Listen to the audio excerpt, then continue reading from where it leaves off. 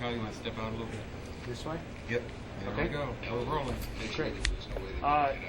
You have your book here. You're going to talk a little bit about, tell us about what the book is about and what we'll see in the book. Yeah, Kyle, I'm going to talk about the book. Hang on one second. Whoop, you're not turned on. Are we not turned on? Yep, sorry about that. There we go. There we go. All right. How's that? Fantastic. Okay. We're rolling. All right, tell us a little bit. Okay, Kyle, I'm here today to talk about the book that we just released last July, and talk about the flight of Apollo 15 a little bit. I realize that I'm in enemy territory because we're an all Air Force crew, but I guess we'll survive it and get through the day. The book is about me. It's how I grew up in Michigan on a farm, how I got through college, how I started flying, the flying that I did, carries it all the way through the flight of Apollo 15 back in 1971, 40 years ago. I was going to say, this is the 40th anniversary this year. It is. It's the 40th anniversary of Apollo 15 this year. We had a big celebration at the Cape the week of our launch 40 years ago. And that was kind of fun because a lot of guys came in. Neil Armstrong came in and gave us a nice talk. And we had a really, really nice time. It's kind of interesting celebrating, it's hard to believe, celebrating the 40th anniversary of our flight. Gee, that's a long time ago. Now, what if I'm reading the book? What is there a unique story in there? Something people may not know a whole lot about. Oh yeah. As a matter of fact, the motivation for writing the book was about some things that happened after we came back. There were some commemorative postal covers that were carried on our flight that went to a German stamp dealer. He sold them on the open market. He was supposed to retain them for a number of years, but he didn't. He sold them. The deal was put together by our commander, Dave Scott, and he carried the covers in his suit. Unfortunately, he didn't put them on the manifest, so that was a little bit of a problem. The fact that they were out in the market was a little bit of a problem, and the result of the whole thing was that I got fired. So I had to look for another place to live, and I ended up going out to a research center in California. NASA really wanted me to go back to the Air Force, and I refused to do that because I'd been out of the Air Force too long by then. And so they finally arranged for me to go out to Ames Research Center in California, and I spent the last 4 years of my career out there. Actually, it was a good thing for me because I went into a management job out there, which was very valuable to me later on, rather than just being another pilot. Now, you've headed the Astronaut Scholarship Fund. Tell us a little bit about what that's about. The Astronaut Scholarship Foundation was started by the original 7. It used to be called the Mercury 7 Foundation. But then when it got beyond Mercury, that we had the Gemini program, the Apollo program, and we're getting into the shuttle program, the Mercury 7 Foundation wasn't really appropriate. It wasn't big enough. So it became the Astronaut Scholarship Foundation. We give out $10,000 scholarships to about 25 students every year. We only pick the best and the brightest. In fact, the colleges that we work with have to pick their top 2 students in science, technology, engineering, and math. And then we pick the one that we give the scholarship to. It's been a very successful program. We've put almost 300 students through the program now. And they have gone on to do some really great things. In fact, one of our graduates from our program is one of the Hubble Telescope principal investigators. So they've really done some great things and gone far. And that is our goal. We're not concerned about just pushing a lot of students through college. We're really interested in funding those who can make a difference to our country in the future. So that's been our goal. And you hold a couple of records. One of them is the furthest EVA, is that correct? Well, yeah, I did a spacewalk on the way back home. It was the furthest one out. It was the first time anybody had done an extravehicular activity outside of Earth's orbit. I did the spacewalk, or EVA, to collect some film that we had exposed from an outside bay. We had a high-resolution camera and a mapping camera.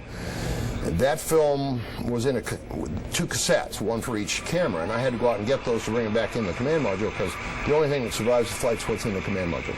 So I went out to get them. And it was kind of unique because I could see both the Earth and the Moon at the same time. Sort of a unique place to be, yeah.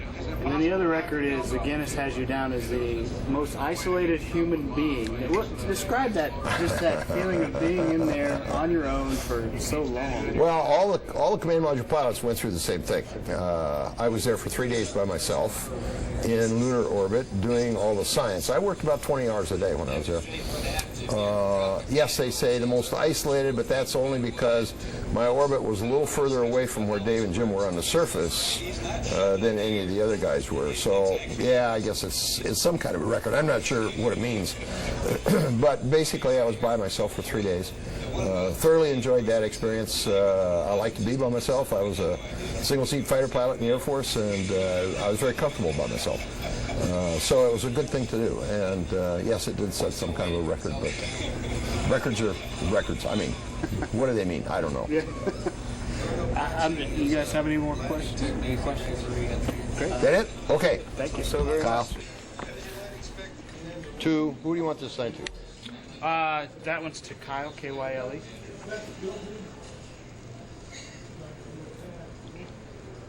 This next scene is not staged. This is a real television message.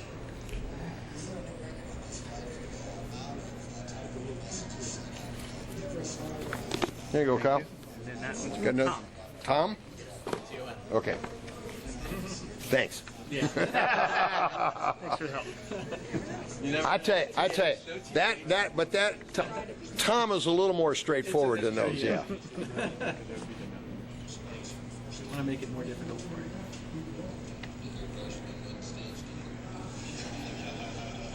Time for a few Q&A right after the presentation. But then we want to make sure everybody has an opportunity to. Everybody here? Okay, listen up. I feel a little funny, an Air Force guy at a Navy place. So I'm going to, got some Air Force guys?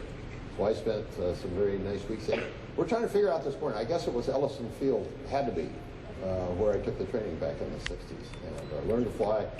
We had a lot of fun with those when we got back down to Houston because we had to keep our proficiency up in those little helicopters. See, flying a lunar module is a little bit like flying a helicopter. You come down vertically.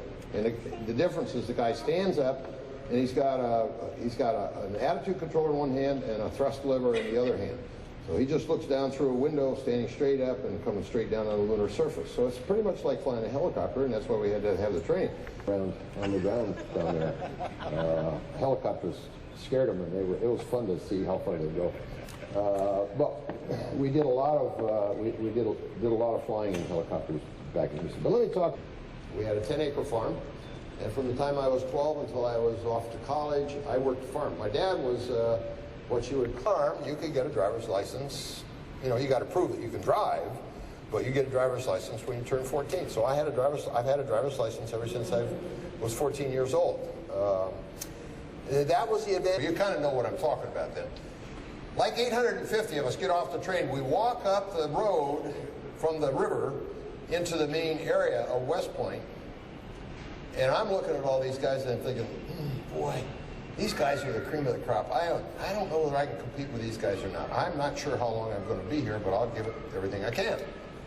So we get in a central area. The very first thing is they shave oil. I got one flight in a T-33 while I was at West Point because during the third summer we were going visiting all these other bases around the country, and one of them was, I believe it was here.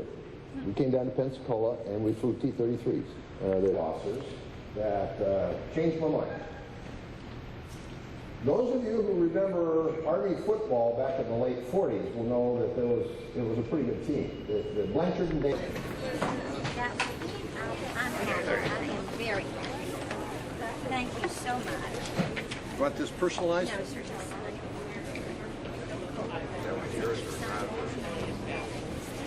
it. And thank you so much for being with us. Well, thank you for being here. There you go. Oh, yeah. Okay. Thank you very much, sir. I appreciate it. Hi, how are you doing? Two. Talking to y'all. No, just your name. Oh. Do you mind if he stands next to you so I can get a picture? Oh, sure. Sure, that's fine. You want this one signed the same way, please? Okay, we.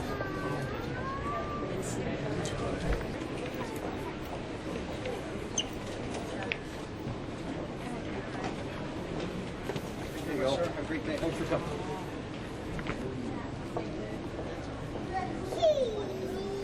Outstanding program, sir. Yeah, thank you. Like I said before.